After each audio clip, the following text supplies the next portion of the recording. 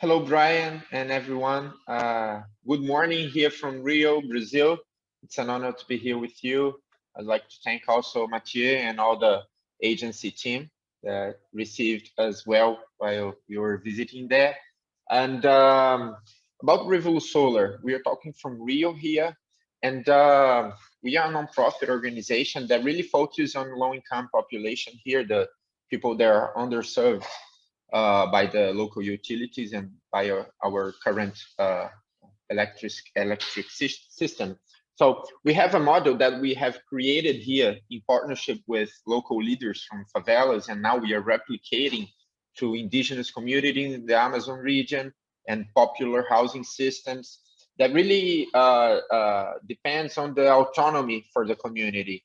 So we have this partnership with them that we really focus on educational activities so that the community can have the autonomy to keep it running. So we have a professional education program that that helps to form a technical in technical aspects, electricians, solar installers, so they can do the installation, the maintenance, and create new jobs. We also have educational program for the prosumers in the community. They learn how to read a bill with solar energy, how to reclaim their rights with solar, and really an educational program that also includes children, all the community, and an important aspect is to form these leaderships in this community so they can do the management of the systems themselves. We also have an economic sustainability model for these systems. If we can go for the next image, we're going to show. This is one example of. This was the first solar installer women in Brazil in favelas, installing the first solar energy cooperative ever in a Brazilian favela that that relies on this new regulatory model that we have in Brazil for the shared generation. So in Europe and other parts of the world, the energy communities are traditional, but now we are starting that model here in Brazil. And we are starting from the low-income communities that really need the most this solar revolution, as we call. The next image is going to show the people working on this cooperative. There are 80% women. All the board of directors is formed by Black women from leaders from the community, and we are really partners with them, giving this technical, regulatory, administrative support and connecting this grassroots movement to municipal and national level of government.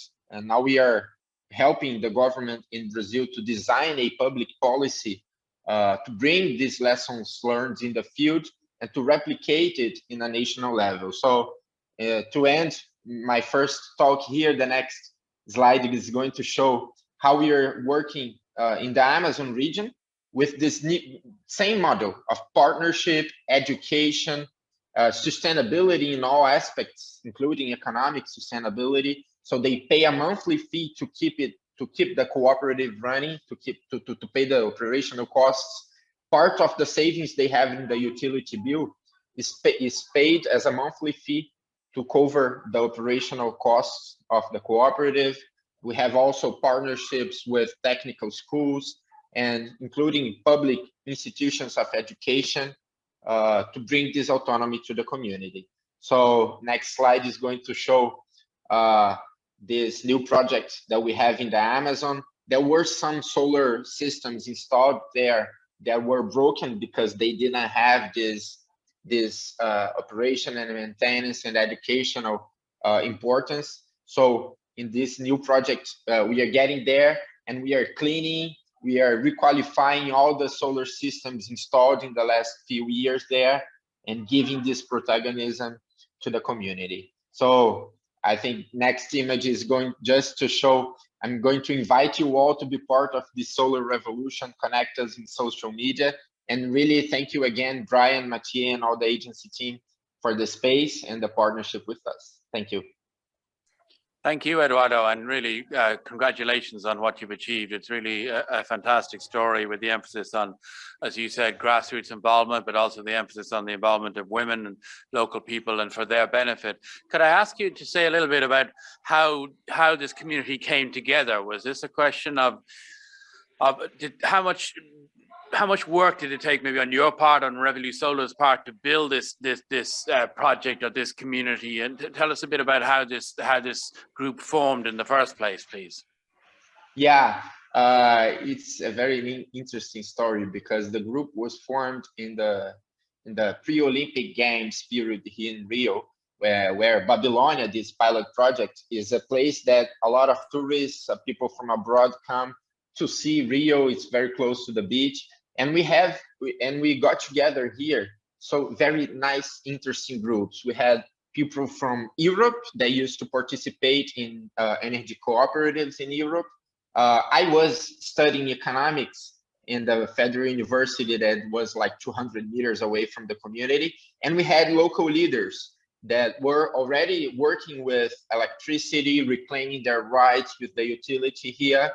And in some lunch and events, informal events in the community, we got to speak to each other and to say, oh, one of the biggest problems here is the access to energy and this relation with the utility. And you have a lot of sun here. We have this model of energy cooperatives in Europe.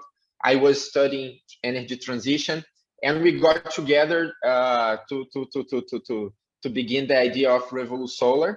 And our replication now, because we are working for several years in this pilot community, but now we're replicating. And how do we get to these new communities? We always rely on strong institutions that are already in the community. We don't believe that we have to create new institutions, new structures in the favela. We have to understand where are the strong points of the favela, of general communities. Now we are in the Amazon as well, but strong institutions there, and we have a partnership with them, giving some concepts and some technical support, but also every time relying on these strong institutions that are already there. And so the group is already formed in these communities, and we do a partnership with them, giving these fundaments and helping them to grow.